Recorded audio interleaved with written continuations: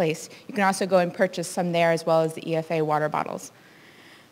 Also, today in the exhibitor marketplace, we are doing our scavenger hunt, which is really exciting. It just takes a few minutes to wander around the marketplace and learn about the exhibitors, and you get to, if you have a completed form, you get entered to win some really awesome prizes, including a $250 gift certificate to Harmony Farm Supply. So definitely check that out on your breaks today. Everybody's probably aware of this, we say it all the time, but please remember to wear your name badges. Everyone's doing a great job of it, we haven't had any problems yet, but especially at events, mixers and special events, be sure to have these on with you. Also, recycle these on the way out, we'll reuse them next year. There's some boxes, I believe there's a box in Merrill, there's definitely a box in registration, and you can return your unused meal tickets there as well. Also, there are still some meals available, so visit registration early if you have not purchased your meal tickets for the day or for tomorrow if you're staying tonight. And if you're not lodging at a Silomar, just a reminder that if you can please park on the streets, the parking on the Silomar grounds is for folks who are staying overnight. Also, if you are not staying, there is Wi-Fi for you in the Phoebe Hearst Social Hall, which is at the bottom of this hill from Merrill. And evaluations. This year we have a great drawing for an EcoFarm 2014 conference registration with meals and lodging. All you have to do is fill out the evaluation. You can do so online as well. Everyone has an evaluation in their packet that they got with registration, and there's a URL there if you want to do it online. Online submissions will be counted until February 22nd, so you have time to think about your evaluation if you would like. Finally, we have our website. You can view it on your mobile phone with a nice, easy menu. We're also tweeting at hashtag EcoFarm2013. We love to have the conversation. People are tweeting great quotes from the sessions that they go to, which is exciting if you can't quite go to another session. And there are MP3 sales of all of the workshops, all but maybe 2, I think, of the workshops that will be available on the EcoFarm website after the conference. Thank you very much. Have a great day today, and here's Amigo.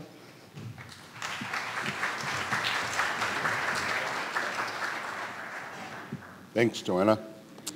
I want to emphasize the parking conversation. You may or may not know this, but we hold the all-time Asilomar record for parking tickets.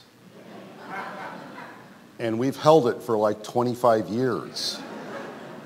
So if you'd like to avoid contributing to a new level of it, make sure your car's parked in a legal spot. They're very serious. This is a state with a budget deficit, and you're helping balance it. It's a state park. Well, it's an honor to be here. For those of you who don't know who I am, I'm Amigo Bob Contisano, and believe it or not, I'm the guy that started this whole thing. And thank you. And I'm honored to be here on the podium. They still let me get up once in a while and be part of it. And many years ago, we said, you know, we really want to feature farmers. Actually, the impetus to do this conference came from, I used to go to conferences, and pretty much the only people who were respected and got up and were able to speak were the professors, the scientists, the company people. And I thought it was, you know, that there was just every bit as much brilliance in my farm friends, and in many cases a lot more, than what I was seeing with those blue slides. And that's no slight on the educational community and the research and stuff, and they do fantastic stuff. But I think that EcoFarm's special thing, which has now been duplicated all over the country and around the world, is to give us farmers a chance to say our piece.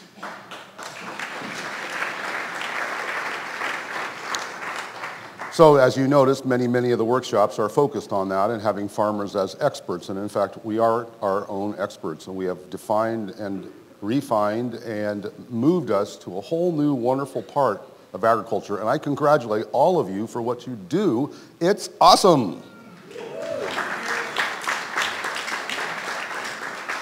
So this is a feature session of EcoFarm, which we've done now for over 20 years. And you know, we title it Successful Organic Farmers, and almost everyone I've ever invited says, well, how does that fit in my description? And being successful in our sense of it is someone who has a long commitment and is more into it than just the financial return, which of course you have to be a farmer. and to actually have a big vision, to kind of see this as your place to make change. And so we asked people to come speak about who they are and what they do and how they contribute to our community and directly to society. And so we have 3 different farm operations represented each year, and it's a pleasure to have them come up and share with you and me their story. So our first speaker today is Mary Pittman. Mary's from free-range chicken and free-range turkey and free-range ducks in Clovis, California. And she's a principal in the family-owned and operated business, Mary's Free Range Chicken. The Pittman family has been raising chickens in the San Joaquin Valley since 1954. Now, what's important to know there is there's a lot of people raising chickens in 1954 in the San Joaquin Valley, and there's not very many left. So there's a true survivor here we're talking about, and an innovator, and that's really an important thing that I think we should keep in mind when we listen to Mary. They produce free-range, organic, and sustainably grown chickens, turkeys, ducks, and Cornish hens in numerous locations around Clovis. Her son David, a third-generation chicken farmer, leads the company today in conjunction with his brothers, his father Rick, and Mary. Mary's is famous for healthy, tasty fowl, which you have eaten here at EcoFarm, generosity of Mary providing these for our meals, raised in a sustainable manner following the 5-step principles of the Global Animal Partnership. They were the first company in the United States to receive the coveted 5-step rating for their pasture-raised California bronze chicken. Please welcome Mary Pittman.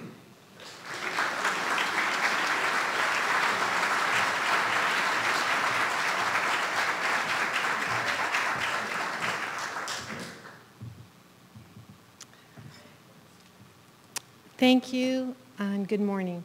It's an honor to be here today, and one that I could frankly have told you 5 years ago would never have happened. I'm so grateful to be healthy and able to do things like this now. Our story did begin in 1954, and we are one of the last few independent growers left in California. And I wanted to share our story with you to show you how persistence and through my husband and my sons and myself has kept us in the poultry business, which is not an easy thing to do in California, as all of you know. Many miracles have happened with us. I mean, logically, we really shouldn't still be in business, but gratefully, we are. In 1954, my husband's father, Don Pittman, started raising turkeys here in California. And the turkey business is a very, very risky business. It's one that maybe once in every 10 years you actually make money. And not having our own processing plant, we were always at the mercy of the large companies. So I married my husband in 1973 and married actually into the poultry business. And we met at Cal Poly. And this year will be our 40th wedding anniversary, which I know ages me, but I decided I would share with you that I've watched the poultry business evolve in 40 years and what happened during that 40 years. And it's very exciting what happened with us because I watched my husband and his father every year not knowing what they were going to be paid for their turkeys because, you know, depending on if anybody overproduced, and everybody wanted ours because we raised them free range in the beginning. In 1954, when nobody knew what free range was, we were the free range turkey farmers. That's why all the large companies wanted our product because they tasted better and they were good. But over the years, I watched this evolve.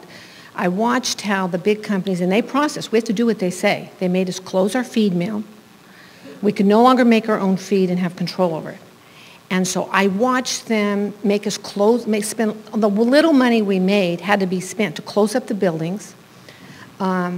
Meanwhile, while all this is happening, I watched the turkeys start getting sick. Well, they would put too many in the buildings, and then I found out they put antibiotics in them. Well, when I found out they were putting antibiotics in the feed, I went a little crazy. I'm very anti-drugs. I'm struggling with my health. I was sick for 30 years. I have read labels for 40 years now. And I don't read them for fun. I read them so I can function every day. And I was sick up until 5 years ago because food preservatives additives, if there was anything at all put in a food, I got really sick. But no matter what I ate, I got sick. And I couldn't figure out, well, what's making me sick? You know, so I'm in the background struggling with my health and raising my 3 sons by myself because my husband's a total workaholic and he's trying to stay in the business, okay? And he's working really hard to do it. And I'm watching these turkeys over here not doing so well. And I figured out on my own through alternative medicine how to get myself well and the kids, but I'm just kind of maintaining. I'm still sick. No matter what I eat, I'm sick. But if I ate anything that was processed or anything, I was really, really sick. So the only way I could raise my boys was to look for the purest food possible. So all this is happening in the background. And I would turn to my husband and go, well, if you guys would quit giving those turkeys so many drugs, maybe they wouldn't be so sick, you know. And so so in the 80s and the 90s, one by one, all the big turkey processors left California. Lewis, Rich, one by one, they're all leaving. It's too expensive to have business in California with work comp, insurance, and everything else. So my husband thought, you know, they're going to weed us out. They're going to get their own farms, and they were. They were starting to all buy their own farms. He goes, we're going to be out of business. We're going to be out of business by the end of the 90s or 2000. They're all going to push us out of business. How are we going to survive? So he started going down to L.A., and he started seeing, and I don't know if any of you are familiar with the Mrs. Gooch's markets. And he'd come home and he'd go, oh my gosh, there's all these health food stores. He wanted to see how the industry was changing. He goes, there's all these health food stores down in Los Angeles. You would love these stores. They have all the food that you really work hard to get. I used to have my organic vegetables shipped in from Santa Cruz. You couldn't buy them in Fresno. And so I was begging Whole Foods to come there. I would buy their stuff up in Berkeley when I go to the doctors. Nobody knew what was wrong with me. And I was just trying to get well, trying to get through the day. And he goes, you would love, he goes, someday I'm going to have my turkeys in Mrs. Gooch's markets. Meanwhile, he decides, one day, this friend of ours in the church comes home and he goes, my husband comes home and he goes, somebody said, I'm not going to say whose, but he goes, we got to go get this free-range chicken. That's the best chicken they've ever had. And we thought, what could be so different about chicken, right? So we go get it, and it was really good. And he goes, I'm going to go back and raise turkeys the way my dad did, free range. I'm going to take a huge risk, and I'm going to go back and do it the old-fashioned way. Yeah? Yeah. And I'm real excited about it. And then he's thinking, what can I name them? What can I name them? What can I name them? And then it comes to him one night, oh my gosh, I'm going to name him after my wife, Mary. That's what she's looking for, and she will pay anything for it.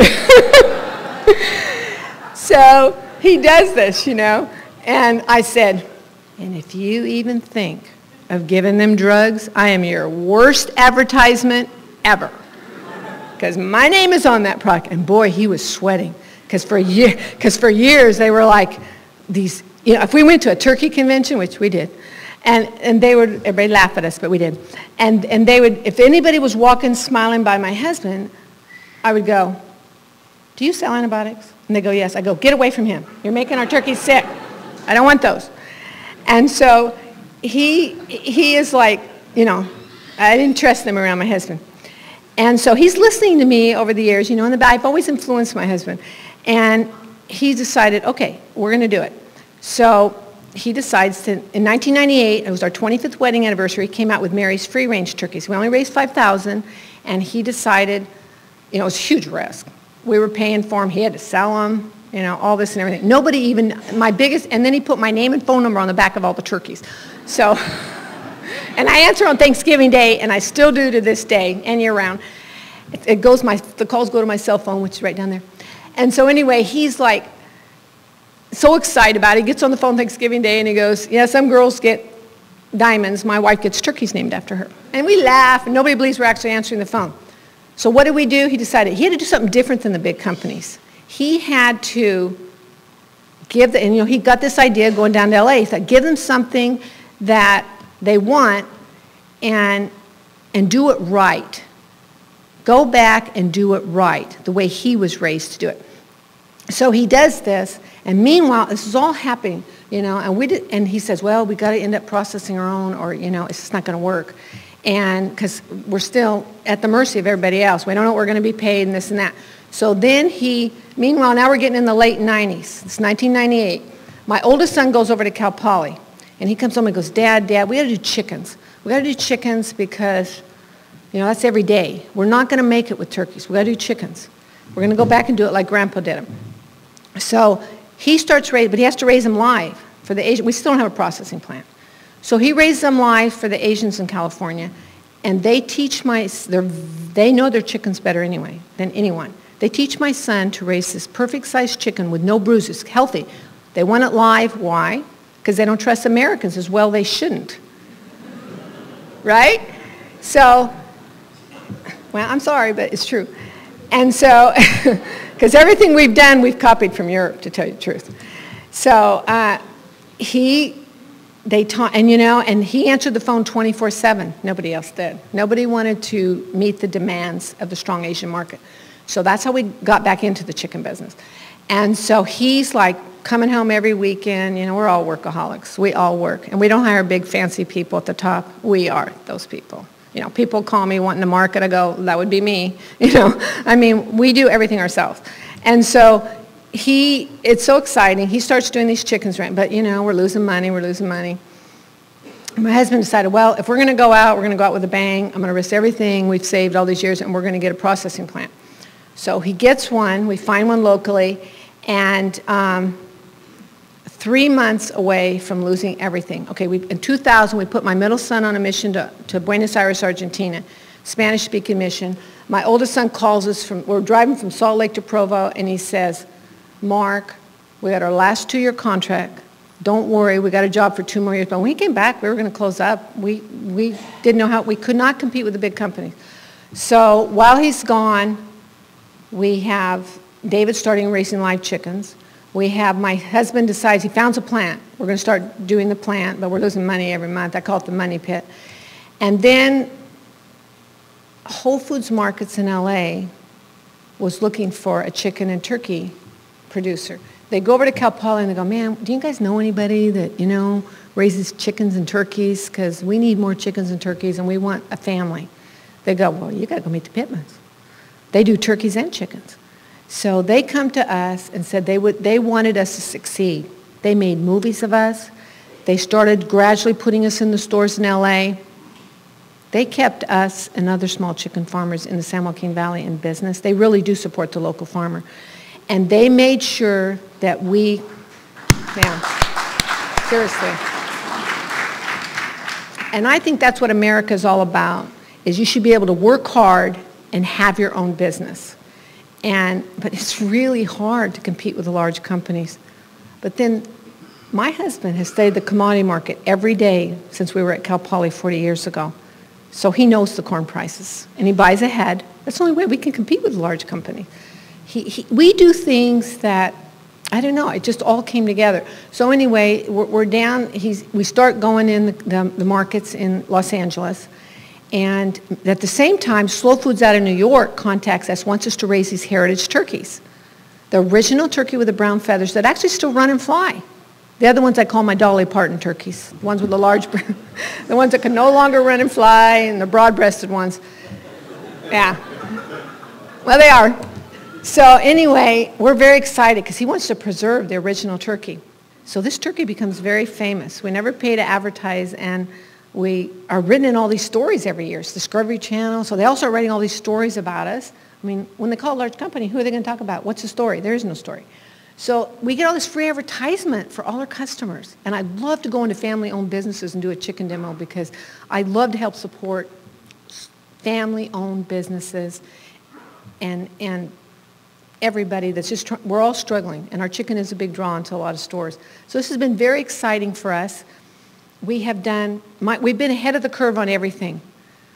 Started with the free-range turkeys. Then I started getting calls on the turkey line. Well, is it organic? Is it organic? I told my husband, you got to do an organic turkey. So by 2003, in our 30th wedding anniversary, we came out with the Mary's Free Range Organic Turkey and the Mary's Free Range Heritage Turkey. Then my son's, doing the chickens.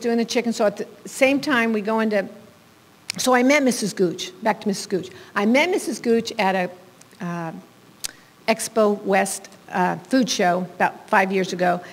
No, it's been longer. It's been about 8 years. And I said, I went up to her and I said, someday my husband said that our turkeys would be in your stores, because she got up and told her story. How the first time she opened a health food store in Los Angeles, her first husband told her she was crazy, and the banker told her she was crazy, that nobody would buy healthy food. She goes, of course, last year when I sold my 30 stores for $30 million to Whole Foods Markets, they didn't think she was so crazy. And I went up to her and I said, you know, 3 months ago, we just started putting our chickens and turkeys in your stores. And that was a dream that my husband had.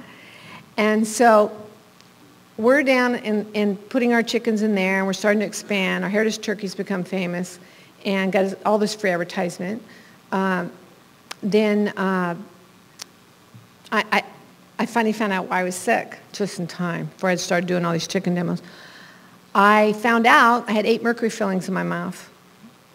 And from the day they came out 5 years ago, I got my life back. From the day they came out. Thank you.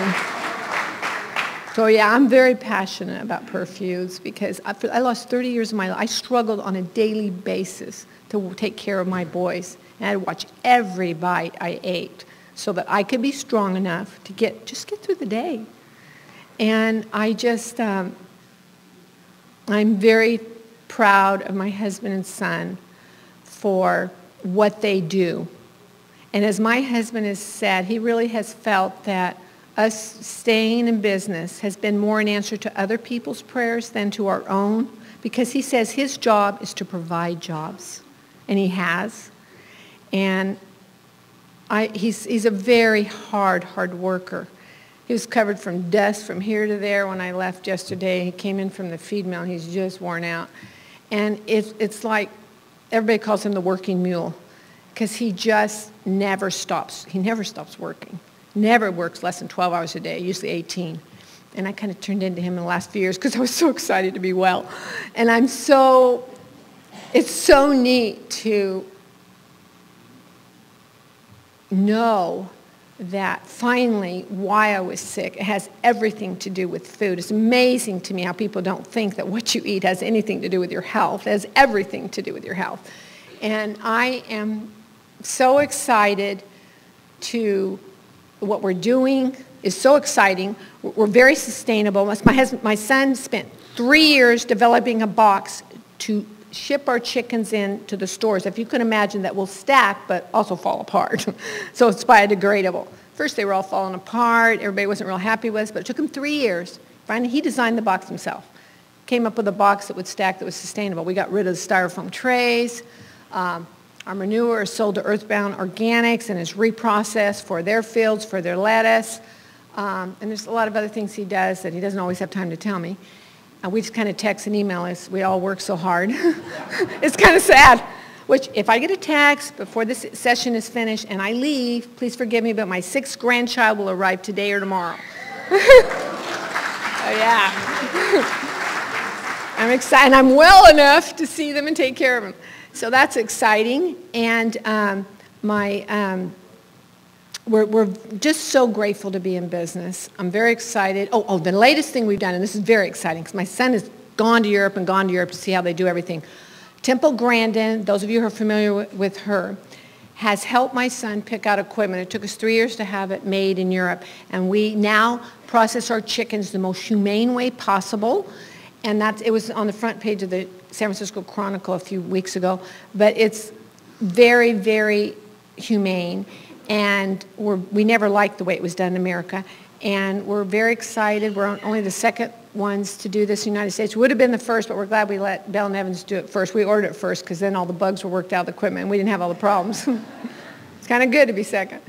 And so we are thrilled and excited. I'm very excited to be able to share a story with you and just say persist, persist, persist. Do not give up.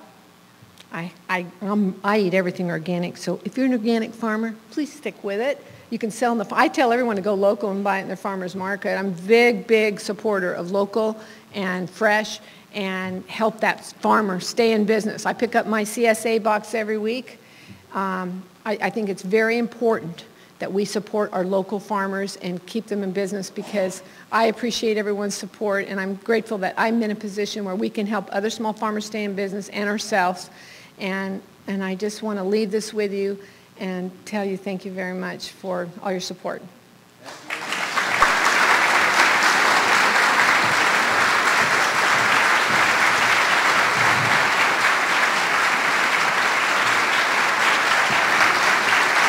Mary Pittman. Thank you.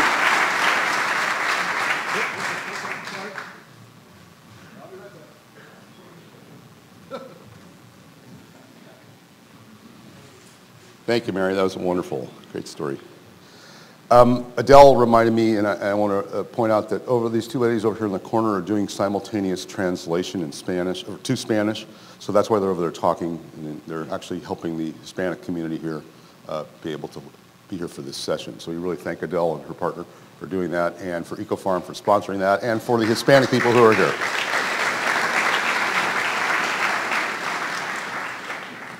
Okay, so our next speaker is from Terra Firma Farm, is Paul Underhill. And Paul, there's Big Paul, Little Paul, and Paul Holmes is here somewhere, but he refuses to get up and speak. There he is, Paul Holmes. You can meet him and talk to him directly. He's quite talkative. He just didn't want to get up in front of an audience. But unlike his partner, known as Pablito, who will have a hard time getting him off the stage, in my experience. And what will get him off the stage is the surf's up, and he'll be out there as soon as he can. A surfing farmer. There's a bunch of them. I'm kind of amazed how many surfing farmers there are. And Paul doesn't live next to the ocean, so it's a challenge to get to farming, but he does it. Since the late 1980s, partners Paul Holmes, Paul Underhill, and Hector Melendez-Lopez, and Hector is a farm worker who became a partner in the farm, and that's a really interesting story in itself, have produced a wide variety of CCOF certified organic vegetables, fruits, and nuts year-round on 200 acres of some of the world's best soils on both sides of Putah Creek in Winters, California, which is western Yolo County up in the foothills, up the edge of them. Their farm feeds 1,300 families within 100 miles through a CSA and supplies select natural food retailers and distributors between Sacramento and San Francisco with the help of their 50 full-time employees. Please welcome Paul Underhill. Pablito.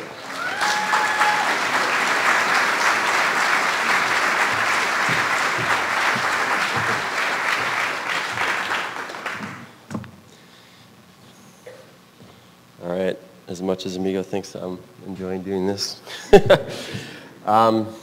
So I attended EcoFarm for the first time 20 years ago in 1993. I wasn't a farmer at the time, and I didn't know I was going to be a farmer. I had arrived from New York City just a few months before that, and I certainly never imagined that I would be up here ever talking to you. I am now one of the 3 owners of Terra Firma Farm in Winters. This is kind of us by the numbers, because these are the questions that people ask me all the time.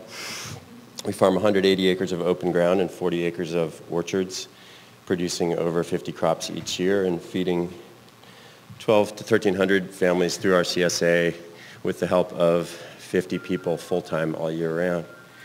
We generate about $10,000 annually from each of those 220 acres, transferring over $2 million from urban areas into rural Yolo and Solano counties. And almost all of it gets spent locally. Our farm is a money composting machine.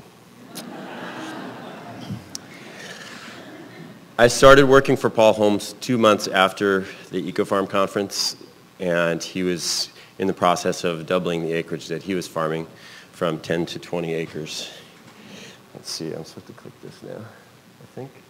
Yeah, there we go. Paul had started farming with Raul Adamczyk and Bill Booth up at Bill and Helga Okowski's Sky High Ranch. He kept the Sky High name when he moved down the hill and started farming in an old apricot orchard along Putah Creek in Winters. Let's see. That's Sky High Hill up there. Oh, thank you. At the time, Paul had 2 old beater tractors and borrowed a Caterpillar from a neighbor, and sometimes 2 out of 3 of those tractors were running. Yet somehow he had established a reputation for growing top quality organic tomatoes, melons, garlic, and other produce. He was first certified, well, that's on the label. He was first certified in 1993. That's Paul back at the Davis. I've got it labeled there. So, when I got there, it kind of seemed like the Wild West. We never knew what we were going to have to take to market, and we never knew if the vans were going to make it to market, and we never knew how much money we were going to make. At the time, I was just an employee. We started a CSA in 1995 with one drop-off in San Francisco and one in Berkeley, and we changed the name of the farm to Terra Firma. When the San Francisco Chronicle did their first ever story about CSAs, we had about 150 subscribers, and a week later we had 350. That was right about the time El Nino showed up, and in 3 months later we were back to 150 subscribers. So that was an important lesson for me and for us that, that growing organically means more than one thing. So for the next 10 years, we added new subscribers, new customers, new land, and new crops, slowly and organically. At one point, we were selling at 8 farmers markets each week, but as our CSA grew, we dropped them one by one. Every time we added 200 or more subscribers or so, we would drop a farmer's market. The last to go was Berkeley in 2007 in July, when we had about 1,200 subscribers. Deciding to stop selling at farmers markets was a difficult decision for us. It's easy to get addicted to the cash that you make at markets without fully looking at the economic and personal costs involved. I found myself coming home from markets on bad days, depressed and exhausted. And of course, weekends are always your best markets. We were doing Saturday and Sunday markets at the time. But the relationships that we developed with our customers were not really a substitute for spending time with friends and loved ones.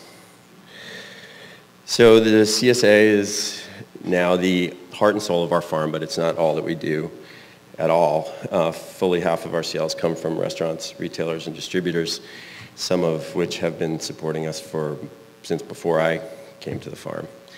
But serving our CSA subscribers has made us a better farm for our retailers and restaurants. They like a steady weekly supply of multiple items rather than large amounts of a few things at random times.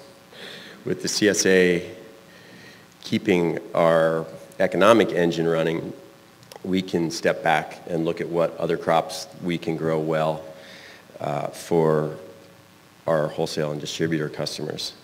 And in the worst case scenario, that wholesale prices go below the cost of production, we can walk away from the field and avoid further flooding the market just so we can pay the bills, keep the lights on. Let's see. For the first 10 years we were farming, at least 10 years, everyone at Terra Firma worked 6 or 7 days a week, 12 to 14 hours a day, most of the year. We've gotten much better about setting limits for ourselves now. We work 10-hour days most of the year and strive for 5-day work weeks in the wintertime. We close the farm for 2 weeks a year, and after a few years of complaining about it, most of our workers now look forward to it. I was trying to find people to pick citrus after New Year's and nobody would answer my calls. My partners and I promise ourselves an extra week of vacation in addition to that 2 weeks, and most years we get to take it. It's easy to spend all your time farming. All of us who've been doing it love it, and it's a wonderful job. But in order to be successful, you have to diversify your life as well as your crops.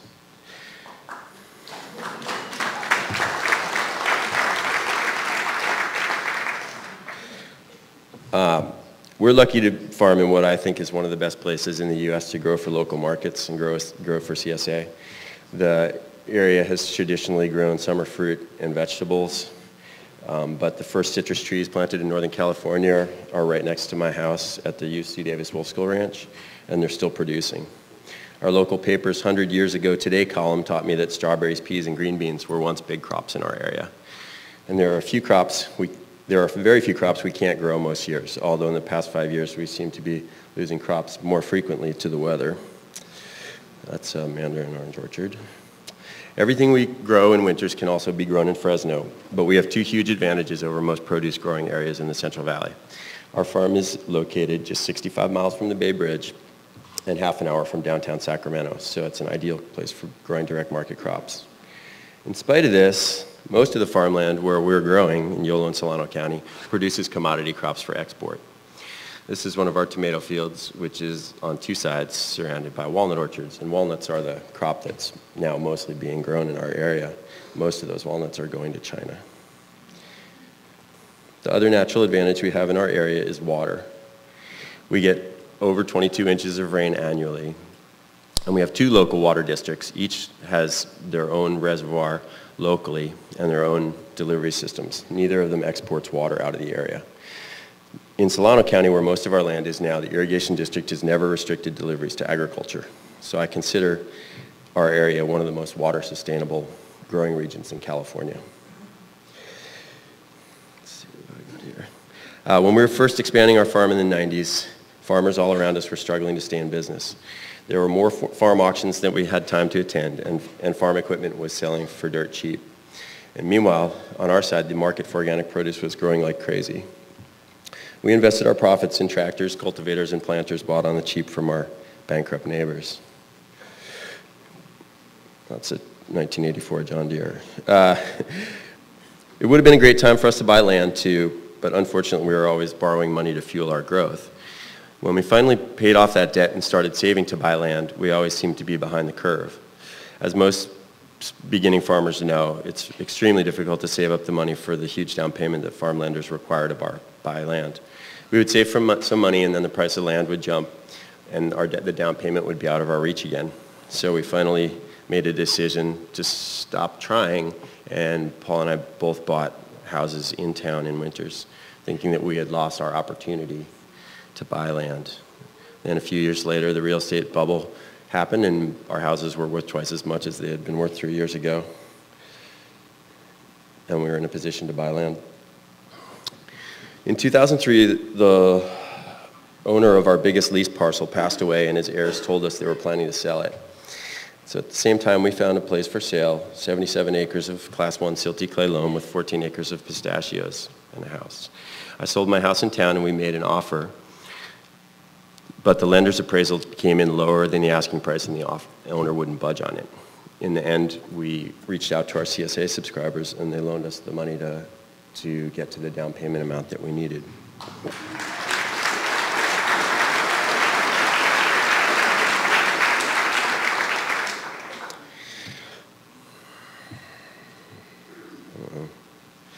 Hector Melendez was born in Mexico and moved to Southern California to go to high school while his dad was working on an avocado ranch in Fallbrook. He started working for Paul before I showed up, but at some point, he and his family bought one of the pieces of land that we were farming in 2002. When he joined us as a partner in 2007, that gave us tenure on 100 acres, or about half the land we were farming. I don't believe that farmers have to own their land to succeed, and I know for a lot of people in certain areas it's not even really a possibility. But I strongly believe whether you own your land or you have a really good long-term lease, it's the most important goal for an organic farmer to achieve. Make sure you have good land tenure.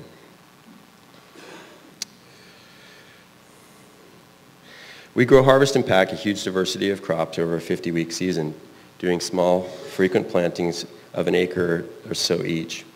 There are only few vegetables we don't grow: artichokes, asparagus, Brussels sprouts, and celery. Our busiest planting season is spring, and our busiest harvest season is June until October. Summer squash, tomatoes, melons, sweet corn, and green beans from the field, and peaches, grapes, and figs from the orchards. But we also do cool season vegetables from September until April or May: broccoli, bunched greens, cabbage, cauliflower, beets, leeks, spinach. We harvest citrus from Thanksgiving until Memorial Day: mandarins, navels, tangelos, grapefruit, and valencias. In the spring, we're also picking peas, strawberries, I have too many things going on here, cherries, and apricots. Fleshing out our offerings are storage crops from the field and orchards: potatoes, sweet potatoes, winter squash, garlic, onions, Asian pears, apples, walnuts, and pistachios. In addition to the 100 acres that we own, we lease 10 other parcels from 20 acres down to as little as 1 acre of orchard. Most of our fruit orchards are rented, but we planted grapes and peaches on our own land. Within a 5-mile radius, we have sandy soil for winter crops and root crops, clay soil for summer vegetables, and hilly land for the citrus. We're also in an area where there's crazy different microclimates. We can have fog in one field and sun a mile away, wind in one field and calm in another. Very cold at one farm, not so cold at another. We try to take advantage of these microclimates as best as possible. 5 years ago, we had an opportunity to diversify even further by purchasing a business owned by one of our neighbors, which produces animal feed, but it's not for livestock, it's for pets, pet birds. This is a field of spray millet. We contract locally with other farmers to grow it. It's not organically grown at this time. We harvest it once a year and pack it and ship it to a dedicated and loyal customer base. There are several synergies that motivated us to buy the business. It came along with a lease on a large warehouse that expanded and improved our packing and storage of the vegetable crops dramatically. It also provides winter work for our packing crew. And just as importantly, the birdseed business helps us manage risk from two elements, the economy and the weather. When our CSA numbers dropped after the recession in 2007, the birdseed business kept growing. Turns out, I heard a story on NPR, pet owners will cut spending on their own food before they cut spending on their pets. In 2011 was our worst year ever, but we had a bumper crop of birdseed, which saved our farm from bankruptcy. We lost over $300,000 growing produce that year, organic produce, but the profit from the birdseed helped avoid foreclosure. Oh yeah, cute kitten photo. My partners and I are very different generations, different styles, different cultures. People who know us often express surprise that we're able to work together. One of our secrets is that we usually don't.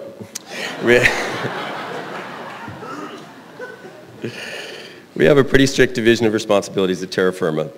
Other farms with multiple partners may have weekly meetings, but we have them about twice a year. Paul Holmes makes sure that everything we grow gets sold or used in the CSA boxes. He works with a harvest manager who runs the crew and coordinates everything getting picked, washed, and into the coolers. Hector runs the warehouse, packing, inventory, order fulfillment, and managing the packing crew. I supervise production, logistics, planting, pest and weed management, fertility, and irrigation. That's our current harvest manager, Victor. We talk on the phone a lot, and days go by when we don't see each other. We plan next year's crops while we're harvesting this year, so everything is fresh in our minds.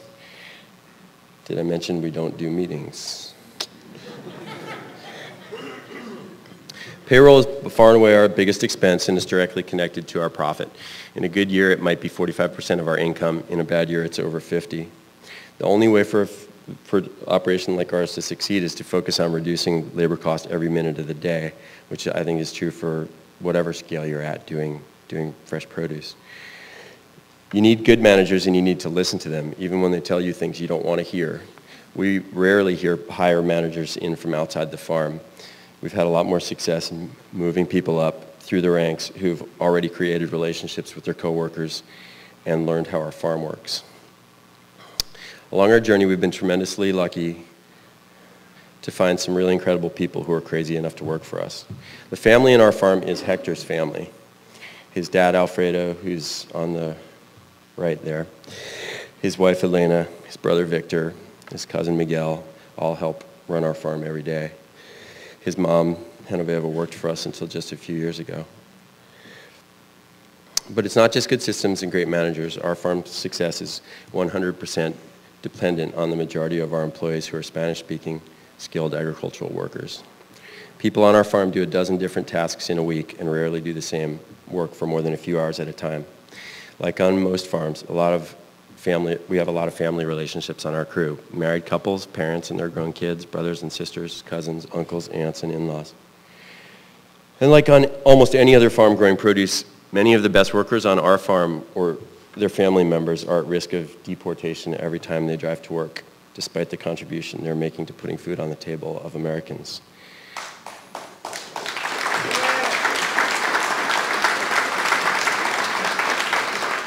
I didn't get that one. I'm really excited that everybody in Washington is finally talking about meaningful immigration reform, because I think our immigration policy is completely insane. We've also had a handful of incredibly dedicated gabachos who are instrumental in shaping our farm. Only 2 of those went on to farm, and the rest came to their senses and ended up with important jobs in related fields. We have people in healthcare, providing healthcare for farm workers. Anna is doing, and Gina is teaching locally, teaching the kids of our workers. Others are working for land trusts and organic certifiers, and a few of them even still speak to me. I've talked before at EcoFarm about how we run our CSA, but I'll touch on a few of the key points. We have a low bar to join our CSA. We don't require a subscription for a full season, but we rather require a minimum of investment of $50 to $100. We pack 3 different size boxes, which allows subscribers to switch back and forth if they feel the need with a few days' notice. We encourage our new subscribers to start with a small box. No, that's not a small box. We start with a small box and work their way up. The largest majority of our subscribers are in San Francisco, with the balance in the East Bay, Sacramento, Davis, and locally in Winters. We don't do home delivery. We rely on neighborhood drop sites, which we have about 50 of. We try to pack a diverse and well-balanced box every week. We've done surveys of our subscribers. In my experience, we've found that what most people dislike the most is throwing things away. So we don't try to fill up the box just to make it seem full. I strongly believe this is why we have a low turnover rate with our subscribers and why we get most of our new customers from referrals. While it's true that CSA farming allows you to get the best price for the things you put in the boxes, there's also a flip side. You end up growing things that you wouldn't grow otherwise. If you're already making a profit selling a crop, say kale, in wholesale, then you do really well putting it in your CSA boxes. But you also have to grow things like broccoli, which a lot of people would never try to grow for the wholesale market. So for smaller growers, there's an opportunity cost between limited land and trying to keep your subscribers happy. We don't talk to our subscribers on the phone. For years, we had an email-only CSA. We now use a web-based program called Farmago that lets people manage their own accounts. The vast majority of our customers pay by e-check or PayPal. I don't care how big or small your farm is. I believe that you don't have time to talk to your subscribers. And I don't think you can pay somebody else to do it either. You need to organize other events, on-farm events, social media, newsletter, website, to create the connection that people are going to feel with your farm. I do a weekly newsletter, which goes out via email, and I write it myself, and the subscribers all know it, and I believe it's created a really solid connection in addition to the other very rare events that we do on farm. Thank you. Having good customers is critical. This might seem like luck, but it's not. As a small business, you don't have to sell to everybody, whether it's shoppers at a farmer's market, a CSA subscriber, or a produce buyer. Your time is always limited as a farmer, so why spend it on people who are going to complain or don't pay you on time or try to push you down on price?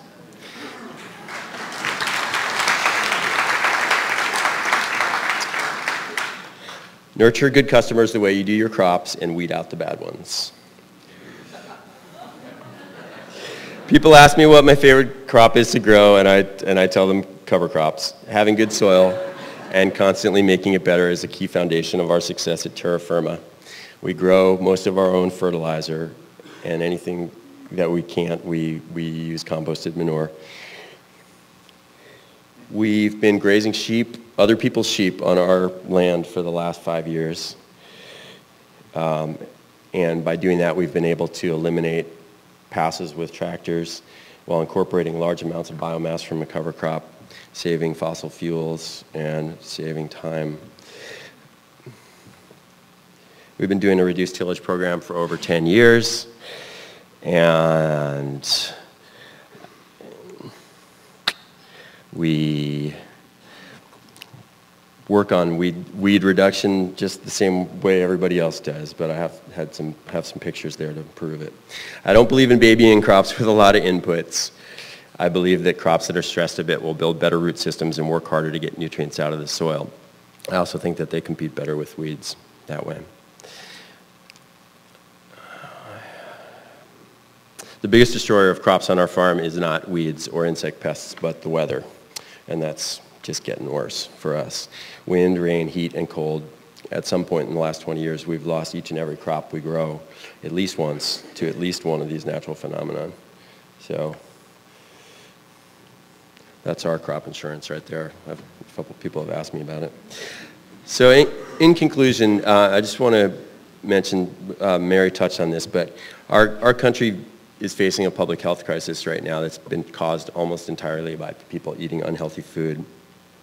Our government acknowledges that the solution to this crisis is for people to eat more whole foods, vegetables, fruits, and grains. And yet, our Food and Drug Administration is in the process of drafting or proposing regulations that are going to make it harder for farms like Terra Firma to grow the fresh fruits and vegetables that people need to eat.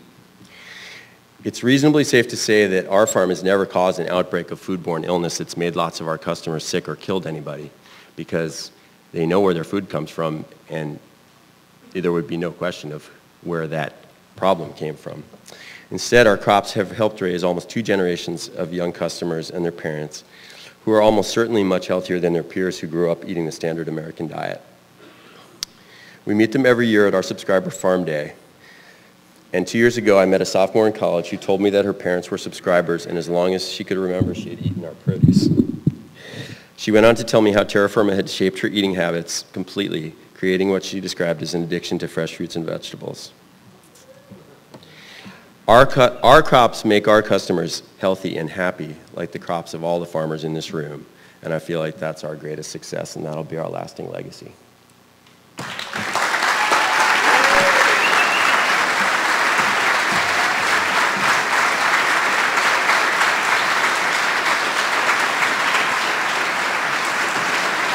Paul Underhill.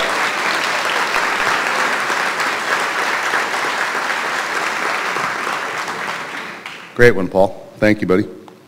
And Paul Holmes has got plenty to say, too, so get a chance, hang out with both of them. Our last speaker in this morning's session is Frank Morton from Wild Garden Seed in the Willamette Valley in Philomath, Oregon.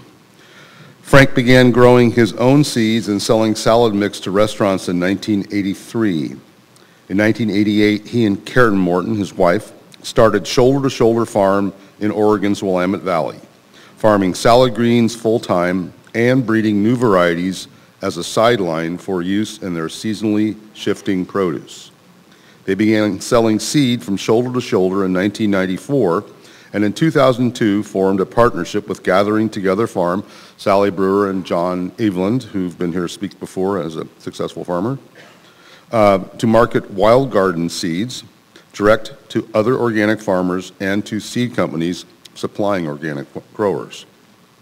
Wild Garden Seed now sends seeds all over the world and has a reputation for unique hardy varieties and bred and selected under disease stress and organic conditions. Farm original varieties from Wild Garden Seed are popular with farmers and gardeners across America. Please welcome seed breeder and grower Frank Morton.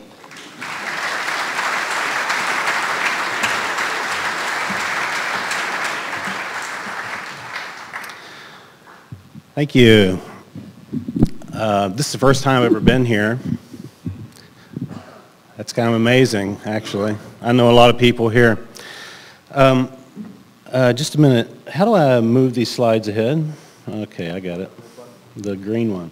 Okay. Gotcha. Okay, so I mostly want to tell you about the history of what I do. I'm involved in some of the politics of seeds. I'm not going to go into a lot of that right here now because it takes a lot of time. So I'm going to tell you what we do and basically how we do it and where it's going, and we'll be happy with that. But this opening slide I start almost all my shows with. It often has a little question beside it that says, where do seeds come from? It's not something that we think enough about.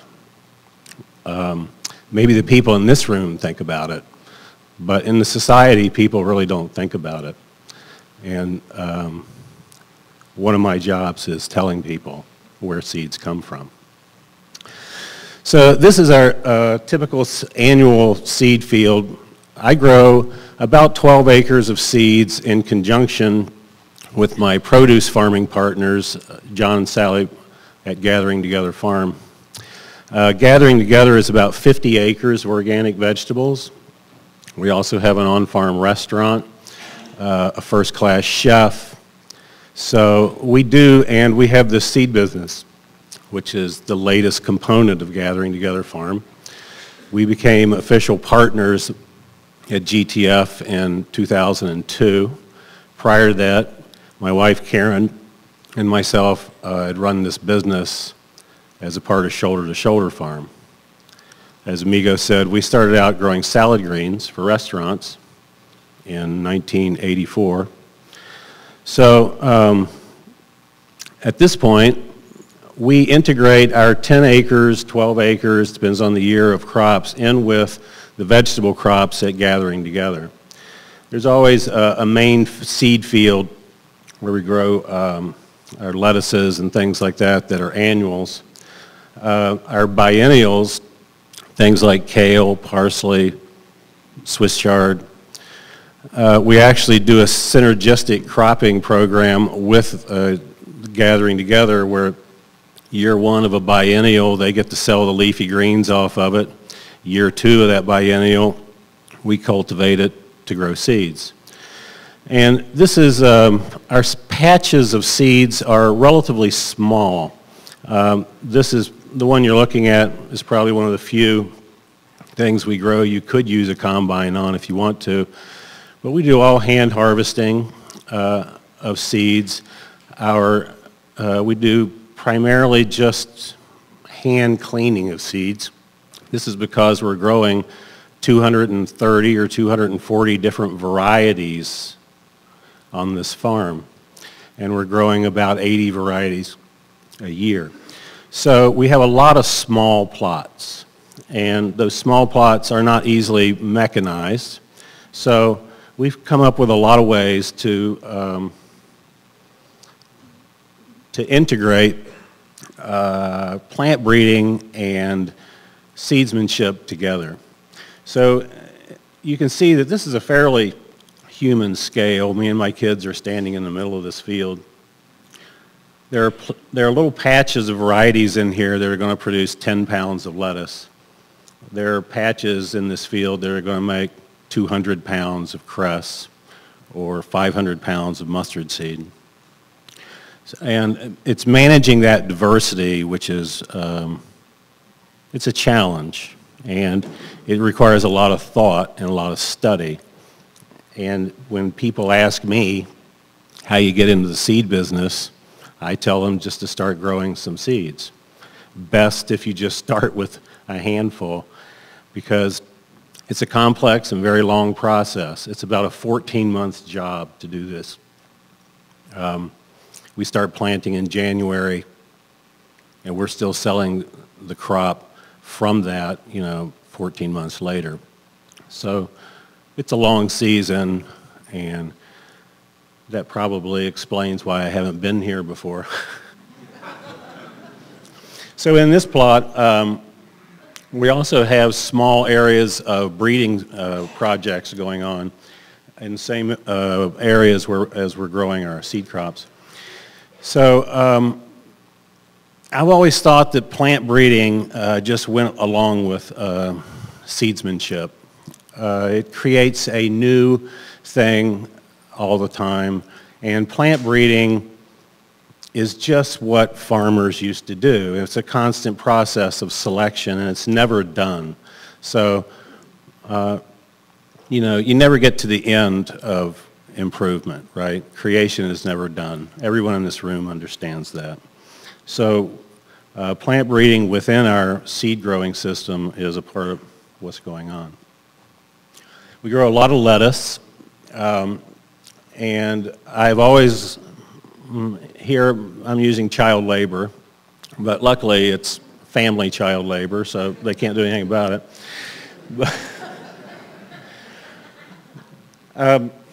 But no, my kids have always worked with me on this, and my nieces and nephews have also come to work on the farm. For as long as possible, I did without employees. I mean, if you got kids, who needs employees, right? But no, actually, I never made my children work on the farm. But they were always on the farm. And eventually, everybody wants to be involved. And so they have always been involved in our business. And it's made them able to take charge, able to make decisions, able to contribute to a group decision. So the next generation is really, you know, what we're all about in organic farming. It's growing the next generation. But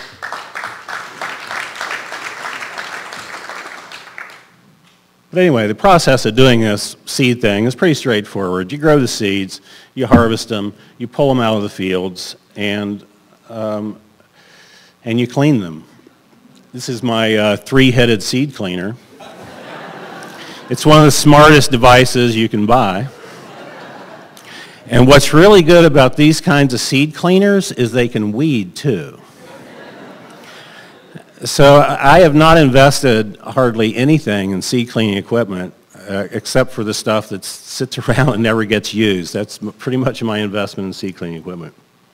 But all the people that work for me learn to clean seeds.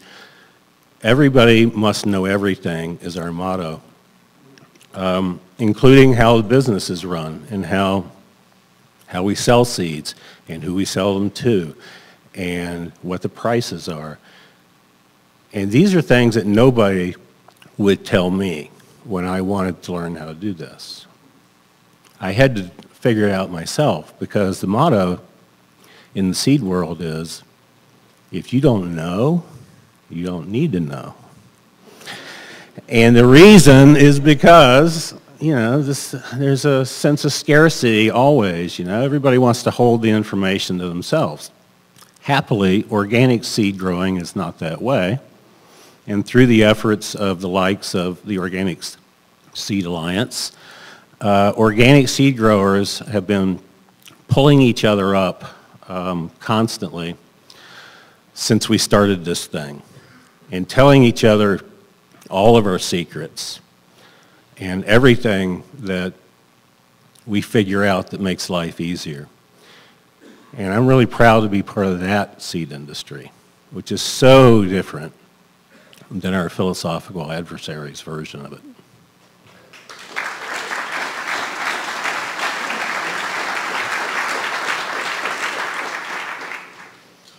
My wife, Karen, doesn't get enough credit in this whole thing. Everybody knows who I am. Karen's sort of a faceless part of it. She's home packing your seeds right now. All you seed companies who are here, the seeds are in the mail. And Karen and I, we did salad and seeds simultaneously for a few years. And we do salad intensely most of the time.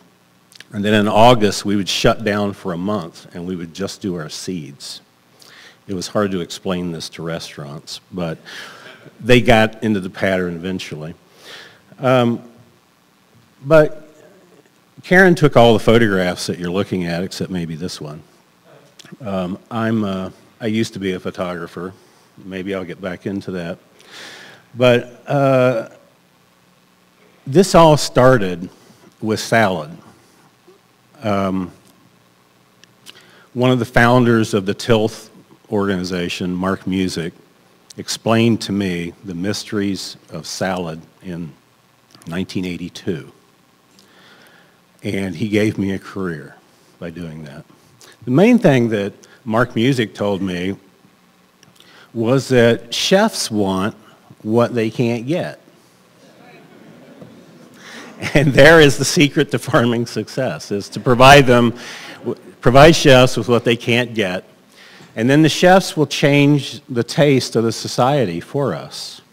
And pretty soon the whole society will want what we have that they couldn't previously get. That's the really important connection between us organic farmers, local producers, and chefs and restaurants, because restaurants actually lead the food movements. And it was getting to know chefs in the 1980s that made me able to eventually be here today. Because while I was doing salad greens for restaurants, we were doing this all by hand, by the way. If John Jevons was here, he'd like seeing these double dug raised beds. That's how we started doing everything. Eventually, you know, we changed that. But for 18 years, we grew salad like this. We didn't grow the small stuff. We grew basically baby heads and picked individual leaves. And if you do that, you know that creates a salad like no other. So it was while picking salad leaf by leaf every day for 18 years that I got to know something about lettuce. When you touch that many plants over and over and over, you can't help but learn and tell the difference between a thick leaf and a thin leaf, a leathery leaf and a crisp leaf, an intense red versus a bland red. And it was doing that, watching very closely the plants, that also gave me, as a salad grower, I mean, also gave me an appreciation for the animal life within the garden, that is the insect, the birds, things like that. And as we grew our salad business and we were growing our own seeds simultaneously, we were inviting all kinds of insect allies into our farm system.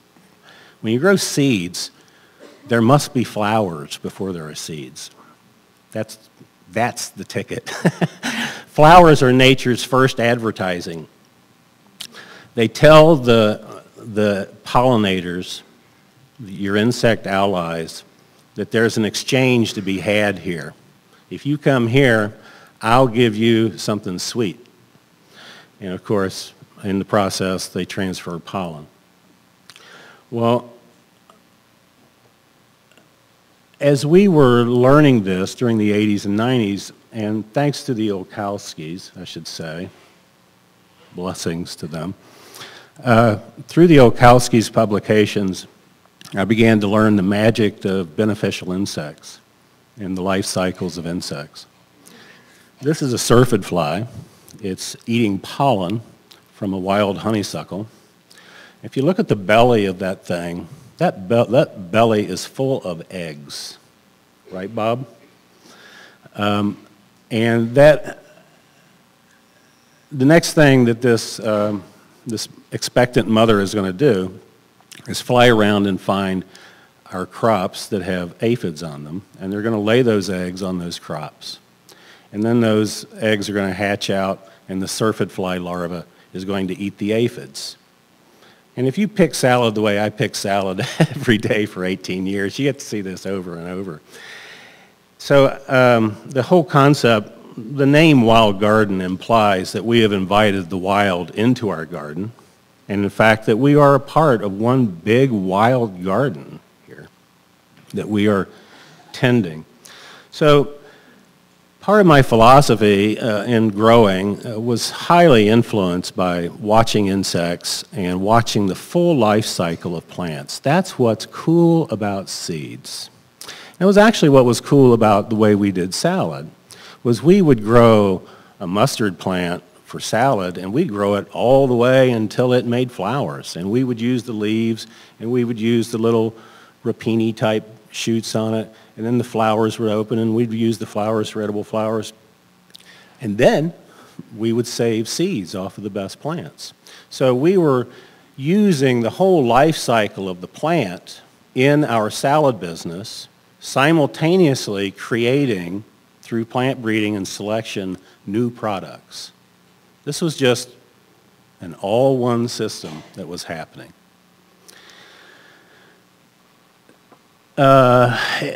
well, I should mention, I know you're looking at the bird, but what you should really be looking at is the tree the bird is sitting in. This is a serviceberry. Serviceberries are amazing shrubs, and not only do they attract almost every kind of bird, they're like a bird feeder in your garden, but they attract lacewings when the trees are in bloom to have nectar and pollen. So these wild plants were a part of our garden where we were picking salad. This is what our salad beds looked like during the 90s. There was no space between the plants. They were wall to wall. And there's actually selection happening in this process. If you look very closely into the deep red here, you'll see a few little sticks here and there. They're very subtle. Those are little sticks that I would pick up off the pathway as I was harvesting each of those plants. And the plant that I got the most leaves off of, the plant with the thickest leaves, the one with the deepest red, would just get this little stick put beside it. And when we were done making salad on this bed, all the lettuces would be pulled off except those that had the little sticks beside them. And those become the seed for the next generation. And this is how we did it. And once again, if John Jevons were here, he would recognize how much he influenced me through that simple book he put out so long ago. So when you look at plants over and over, you get to know them very well. And this is the first thing you must do when you are growing seeds with the intention of improving them. If you look at enough lettuce, you see things nobody else will see. And that's really what makes a plant breeder, is being able to see the subtle things that are inheritable. And it was basically, this was my graduate school. And during my graduate studies, this would have been my professor. This is John Navazio. A lot of you probably know John. John and I are in a commercial beet field in the Willamette Valley, Cannery Beets. And John has brought me here to show me how to do a trial. How to plant maybe 40 different accessions, that is potential seed lines, in a commercial field so that it will be treated precisely like the commercial crop in the hands of a commercial grower who does everything in a certain way. And that is how you see improvements. So John, I actually first met John when he was working with the Livelies in 1982. And he was an intern. And I was looking for my career. And just before I met Mark Music, I went to the Livelies, and they picked up on exactly what I was doing. Tom said, "Oh, so you're here to steal all our ideas." Yeah, he was right. But anyway, there was this intern working there. I didn't remember his name until, that was 1982. In 1999, John was sitting at my kitchen table, and I realized where I knew this guy from. And I walked over to my slide collection, and I pulled out a slide from 1982, and I dropped it on the table, and I said, "You know this guy?" John goes, "Oh, that's me." And sure enough, it was. So anyway, John and I have become fast friends, and he has taught me a lot. I had been doing plant breeding and selection for 15 years before I met him, and I still didn't know the important differences between breeding cross-pollinating plants and self-pollinating plants. There's a huge thing. But John taught me that. And John taught me how to put a number on what I see, how to rate things. He told me the story about the guy who invented the thermometer. Think about how hard it is to know what the temperature is. So Mr. Fahrenheit invented the thermometer, and his motto was basically, you could measure anything you could put a number on. So this is the viral spiral. And if you start at the healthiest plant and descend into sickness, you go from a 9 to basically a 0. Or it should be 9 through 1, but I can't count. So it's actually 9 through 10 in this picture. But I used John's encouragement to apply for a grant from the Organic Farming Research Foundation, who gave us a grant somewhere around year 2002 to do variety trials on the farm.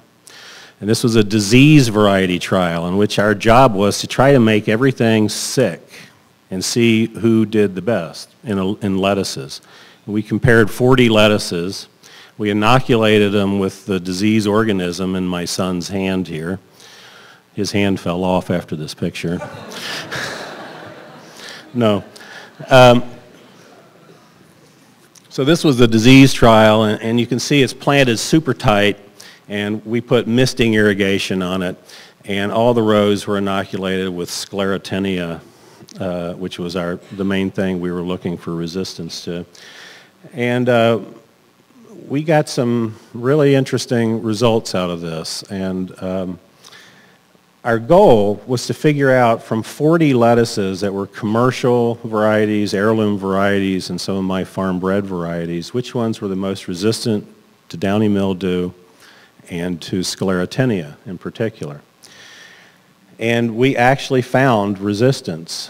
The numbers showed it. Interestingly, that dark red lettuce that you saw a bed of previously, it's called hyper red rumpelwave, turned out to be one of the most disease-resistant lettuces in the trial. This is it. It was second only to Merlot for resistance to downy mildew and sclerotinia. Merlot didn't get downy mildew and scarcely got sclerotinia. This is an heirloom that's 200 years old called Reine de Glaces. Reine de Glace. I'm from West Virginia. It means the queen of ices. And this one had nice downy mildew resistance and nice flavor and texture, which Merlot doesn't have. So we immediately crossed those two things because we could see they were the best. This is an heirloom called Forellenschluss, or it's actually my improved version of it called Flashy Troutback. And this one did moderately well. It wasn't great, but it had so many interesting traits to it that we wanted to maintain it in a breeding program. This is one of my original things, Emerald Oak, which is a cross with deer tongue, cross to another one of my original things. So you see what's happening here? I'm creating my own stuff. I started out growing seeds that came to me as heirlooms, right? Or as commercial varieties. But then I'm running them through these trials and looking at them in what I like to call the black light of disease. That is to say, if you put enough disease pressure on your things, you can see what is disease resistant.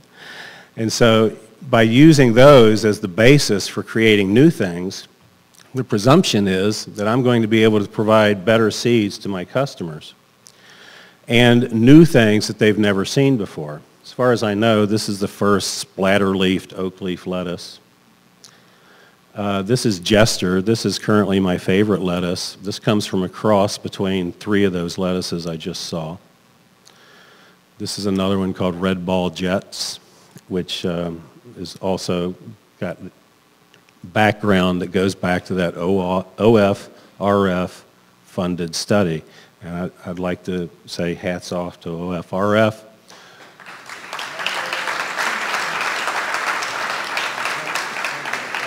Okay. So they've done a lot of good work spreading science through our fields. Anyway, these are some of the things I've done that are novel things. This is a strange thing. This popped out while I was looking for disease resistances. And this was 2007 that I saw this. And I finally found out what caused these colors while reading plant patents over the last month. this phenomenon is mentioned in lettuce patents. We also, in addition to lettuces and leafy greens, our farm needed an Italian pepper, a red Italian pepper. The hybrid was disappearing, and Jolene, the person who plants everything at Gathering Together Farm, basically asked me to make an OP red Italian pepper. So all this damn work is because of Jolene. I nearly got a divorce over this whole thing. So I hope you guys will try some of these peppers. They're really good. So anyway, this is Jolene's pepper right here. But a lot of other things came out of that project. This is Stocky Red Roaster. This is really the best one. I hope you'll buy that one. And this came out, we call this Gatherer's Gold. So Gathering Together Farm now has its own pepper collection, basically, because it has a seed head that works with it. That's me. Quinoa. Quinoa, everybody knows about quinoa now. It's an overnight success in 25 years, I like to say. I've been growing this since the mid-'80s, and nobody ever gave a damn about it. And now I don't get a single order through my website that doesn't have a request for at least a packet of quinoa, if not pounds. I have now sent quinoa to Morocco, India, China, Kazakhstan. It's amazing. This is the year of quinoa by UN declaration, by the way. And this is a new variety of quinoa I finished last year called French Vanilla. And my quinoas have been in a quinoa research project at Washington State University where they're testing something like 3,000 quinoas from South America. So far, we win. Ours are the ones that produce. But the point is, I know nothing about quinoa. Do you see the potential that you all have to become seedsmen? I know nothing about quinoa. I don't know what it needs. I didn't know what it needs. I just kept growing it. And at the end of 25 years, when my quinoa just happens to get in a university study, it's the best one that they can look at. So I didn't really do that. The plant did that. I just kept growing it. And, you know, I'm interested in brassicas and some interesting brassica crosses that we're doing now. And you can see the genetic diversity in this one cell. There are 3 seeds in this cell. Whenever I plant seedling flats, I like 3 seeds, so I have a choice. And this tells you why I like a choice. Each one of these plants in this flat will produce, or these seedlings will produce a different plant. Completely different. And you can see it just in the cotyledon stage. One will be totally purple. One will be green with dark purple midribs and veins, and the other will be green with a rose pink midrib. I can't wait to stabilize that. Okay, so this is the wind down here. This is a patch of seeds we grew for Seed Savers Exchange. Seed Savers Exchange held the ark together for us, right? They stopped the loss. They stopped the loss of our genetic heritage by creating the Seed Savers Exchange and the buzz of heirlooms. Thank goodness. That was step 1. Step 2 was they're bringing it back into commercial production by having a catalog where you can actually buy pounds of this stuff. And they're coming to companies like me to produce it for them. And we did a very nice grow out of 5 different lettuces for Seed Savers last year. And this is one of them. But I just wanted to acknowledge the importance of that organization. And I want to acknowledge the importance of these people here. Karen and I don't have to do anything anymore, everything anymore. These guys do it. And this is my next generation. All these guys know everything. They know how to grow it, clean it, where to sell it, Anytime they wanted to, they could walk off and do it themselves, and I'd be proud of them. The guy that I'm standing beside with the blue shirt is my right-hand man. He's got 4 acres of seeds that he's growing. He's now a partner. He gets profits from the seed that he grows, and I'm real proud of that. And these are my kids. This is after a heavy-duty day on the belt thresher doing spinach, and they're so happy. This would have been like 6 years ago. They're not going to be seedsmen. They're not. They're going to be a computer specialist, an electronic engineer, but they still work with me. That is, they do all my computer stuff.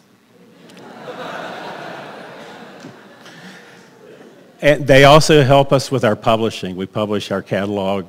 They're part of the Triple Trouble design team, along with my wife, Karen, who took all these pictures. And if you can keep a photographer around for 25 years, you too will be able to have a show that looks like this. God bless Karen. So this whole thing is about this seed thing and this organic agriculture thing. It's all about looking at things from a different perspective than the generation previous to me did. We've put a whole new look on agriculture just in the last generation and a half. And we are making incredible progress. It's amazing how we have pulled ourselves up while the whole agricultural establishment was putting us down. And at a time when people used to joke about, spots on our apples, we don't have spots on our apples anymore. Our apples are as good as anybody's. And our vegetables are better than anybody's. So, we have come a long way since this organization here began. And I think that seed waited a long time to be recognized as the foundation that it is here. But everybody in this room recognizes the primacy of the seed, right? It's our responsibility to provide our own seeds. Our philosophical adversaries will never give us what we want. They will never see things the way we see it. We need to do for our seed supply precisely what we did for our produce supply. I am a bozo compared to the young'uns coming up. And I am so happy about that. Thank you.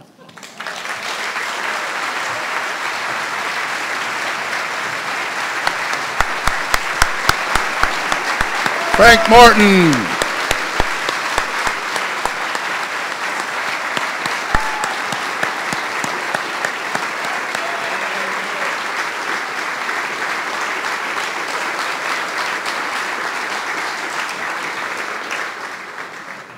Well, an unusual twist of fate. Thanks, Frank. That was awesome. We actually have a couple extra minutes, which almost never happens. So I'm actually going to put Frank on the spot for a moment. Frank, I want you to talk to us about what's going on in the Willamette Valley related to the whole GMO drift issue and the beets, sugar beet thing. Frank's one of the spearheads in this conversation. They're fighting this whole genetic drift issue. And Frank, can you come and tell us what's going on right now and kind of fill people in?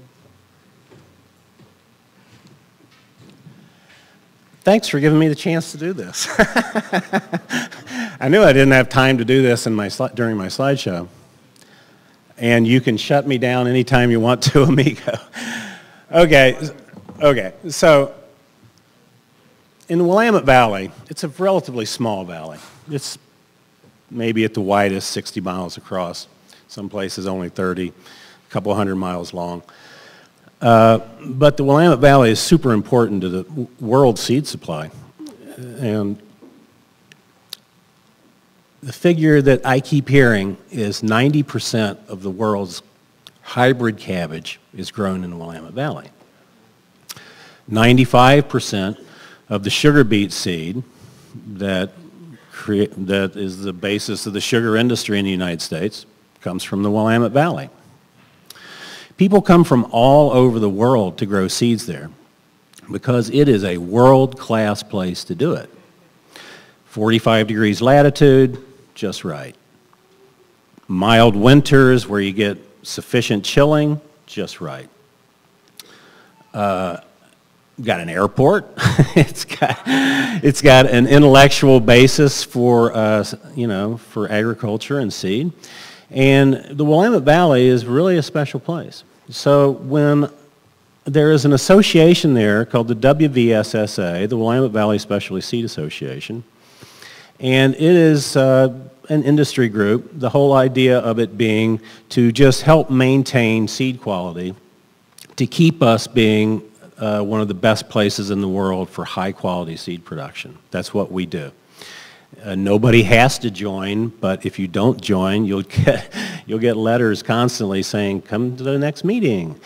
So as an organic seed grower, I kept getting these emails from the WVSSA telling me that I needed to come to join them. But I felt insignificant. I just had a few acres of seeds. Why did I need to go sit with these guys that do hundreds and hundreds of acres of seeds? I thought that I was insignificant. Finally, I walked in to a December 2006 meeting, and somebody said, "Who are you?" And I said who I was, and the next thing they said was, "What took you so long?" So they had really been waiting for me. I'm the only organic seed grower in the organization. And they had a problem. They had a political fight brewing over canola. This was the middle, 2006 was the middle of the biofuels craze. And every state was being offered money to create biofuel programs in their states. And in some states, we don't grow a lot of corn in Oregon. It's not really, don't grow soy, don't grow corn. What biofuel could we grow? What about canola? Okay. So the states actually created an action plan to subsidize a canola-based biofuel industry in western Oregon without taking notice that we have a specialty seed industry in western Oregon, and canola and brassica seed production don't mix because of cross-contamination issues. Canola cross-pollinates with other brassicas. It is grown in huge acreages, which creates disease and pest problems for specialty seed producers. Specialty seed producers don't even have the chemicals to use to stop some of the same things that we do in vegetables, strangely.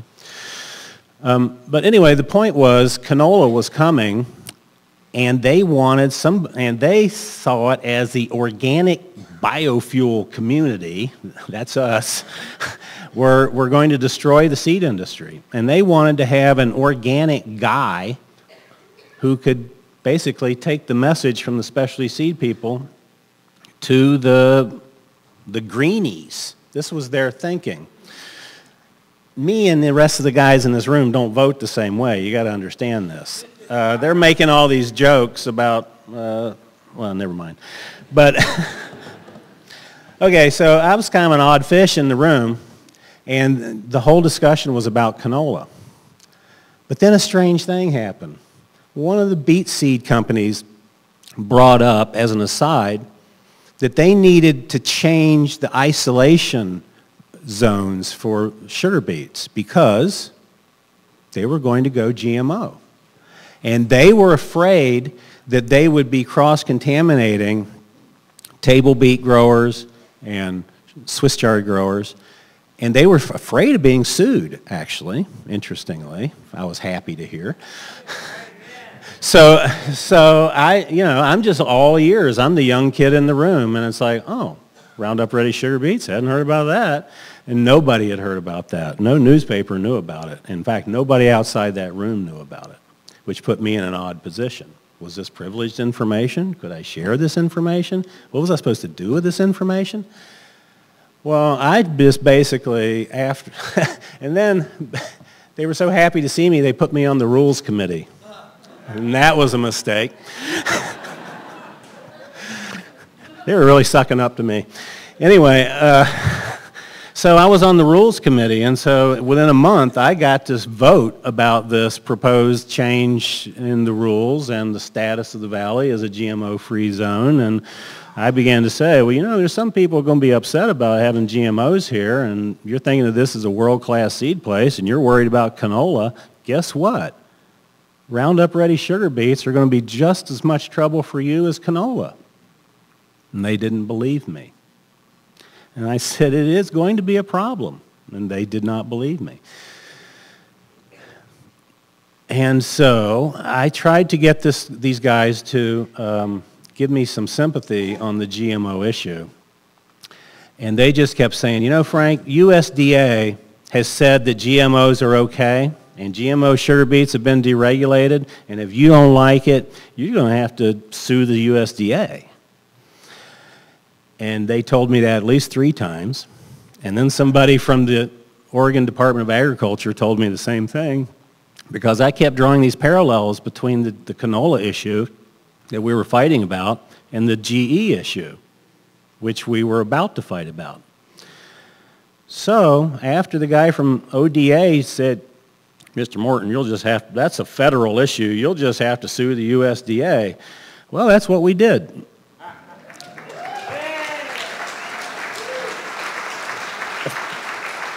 Thanks to the Center for Food Safety, whom you all know, right?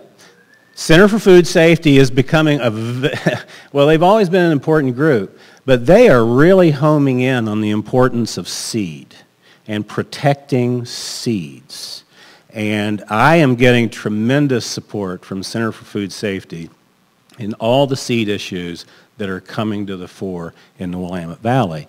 And I don't have any more time, but everyone knows the issue of GMO drift, right? So I don't need to rub your face in that. So we did sue the USDA, and we forced them to do an environmental impact statement, which was the first EIS ever done on any GMO crop. Unfortunately, the conclusions of the EIS were precisely the conclusions that they had drawn before the EIS, and they decided they had to face the issue there, though, of cross-contamination, which they did not consider when they first deregulated. Now cross-contamination will always be a consideration, and they blow it off, but at least it's something that they have to address, okay? So I didn't win the Roundup Ready sugar beet case, or we didn't win it. Roundup Ready sugar beets are still being grown. We were never able to shut them down. But the consciousness was raised enough that when canola came back again this year, we killed that beast for about 3 years. But now the Oregon Department of Agriculture is trying to again to introduce canola. Again. This is nonstop seed war. The canola is contaminated with GMOs, right? It does matter to organic seed growers that if they bring conventional canola in, it will have GMOs in it. And 90% of all canola is GMO. So, whatever. But what happened in the sugar beet case was consciousness was raised. And so when the canola issue came up again, just last summer, I called the Friends of Family Farmers in Oregon. And these organic Saturday market shopping, suburban soccer mom communists came to our rescue.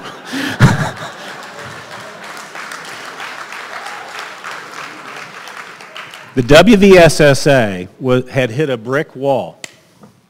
And they were the state was going to introduce canola despite what the specialty seed industry wanted to do. And it's a mystery why they want to do this. We won't talk about that. But when the word went out through the eater community that the Willamette Valley was in danger again of being contaminated, this time by canola, we swamped the public hearing on it. We had 71 comments against to 7 comments in favor. We took them, the state tried to put this through as a temporary measure, which would have avoided public comment at all. And Center for Food Safety helped us get a court injunction to shut that down. So basically, what I want to say is the eaters, who are all a bunch of people just like us, came riding in on their horses and saved the redneck seed industry.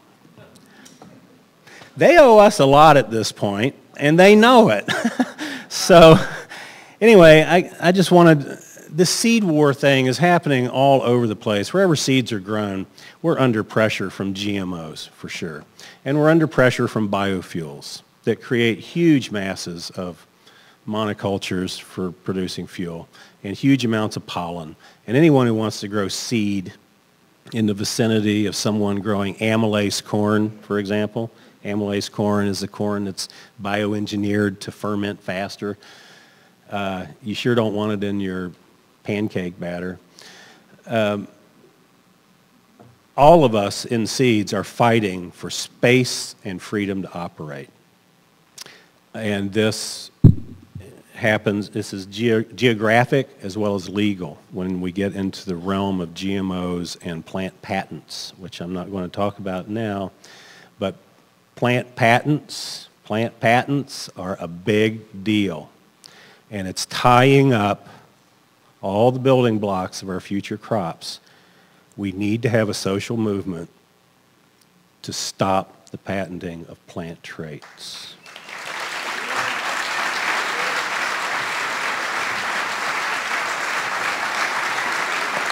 Thank you, Frank. Well, we've come up against the clock. We could have given Frank a couple hours. He's got a lot more to say about it. You should definitely show up at his workshop. He'll have more to say about it as well. I'd like to thank Mary Pittman, Paul Underhill, and Frank Morton for a great session. Thanks, all.